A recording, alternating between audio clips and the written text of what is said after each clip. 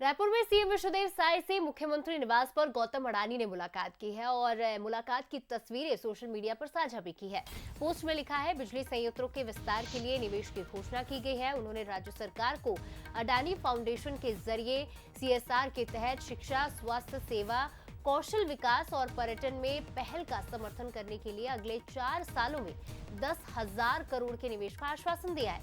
लेकिन इस मुलाकात पर सियासी बयानबाजी भी हो रही है। जहां एक तरफ कांग्रेस के पूर्व मंत्री अमरजीत भगत ने तंज कसा, तो वहीं डिप्टी सीएम ने इसका जवाब भी दिया। तंज कसते हुए अमरजीत भगत ने कहा कि सरकार अडानी की खातिरदारी में लगी है।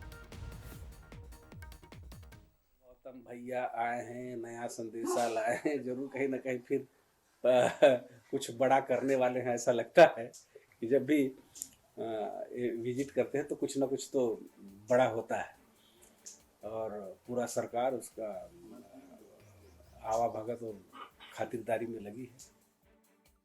ये कांग्रेस पार्टी अपनी पार्टी की चिंता करे, किस प्रकार से उनकी पार्टी में सिर फुटबल मचा है, कैसे उनकी पार्टी में सन्नाटा पसरा है, कैसे कांग्रेस अपने संगठन की रचना नहीं कर पा रही है, कौन आ रहा है कौन जा रहा है, इसकी चिंता उन्हें करने की जरूरत नहीं।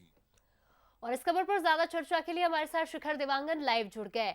शिखर, गौतम अडानी ने सीएम विष्णुदेव साय से मुलाकात की, उस पर सियासत भी देखने को मिल रही है। लेकिन अगर सियासत से इतर हम बात करें तो छत्तीसगढ़ को कौन सी बड़ी सौगातें मिलने जा रही है, क्योंकि 10,000 करोड़ का निवेश छत्तीसगढ़ को मिलेगा। अलग अलग क्षेत्रों में कौन से क्षेत्रों में कितना निवेश मिलने जा रहा है और क्या कुछ बदलाव छत्तीसगढ़ में आने वाले सालों में देखने को मिलेगा?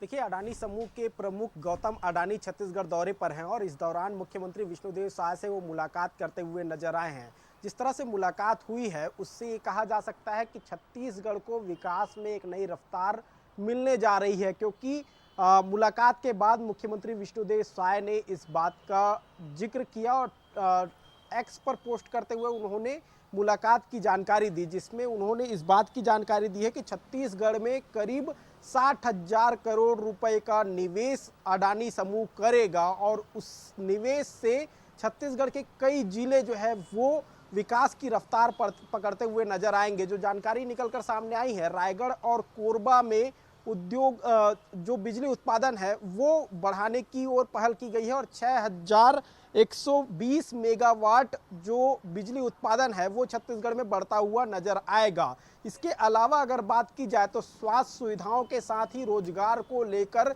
सीएसआर फंड जो है अडानी समूह की ओर से दिया जाएगा। करीब 10,000 करोड़ रुपए का सीएसआर फंड छत्तीसगढ़ को मिलेगा और इससे रोजगार के साथ ही साथ स्वास्थ्य और शिक्षा के क्षेत्र में जो बेहतर काम हो सकता है वो किया जाएगा। इसके साथ ही अगर बात की जाए तो 5,000 करोड़ रुपए का सीमेंट उद्योग में निवेश किया जाएगा और जब सीमेंट उद्योग में निवेश किया जाएगा तो इससे छत्तीसगढ़ में सीमेंट के उत्पादन की जो रेशियो है वो लगातार बढ़ती हुई नजर आएगी। फिलहाल छत्तीसगढ़ में जिस तरह से सीमेंट का उत्पादन हो रहा है वो सबसे ज़्यादा है और ऐसे में जब अडानी समूह इसमें निवेश करेगा तो छत्तीसगढ़ में सीमेंट की उत्पादन क्षमता जो है वो बढ़ती हुई नजर आएगी।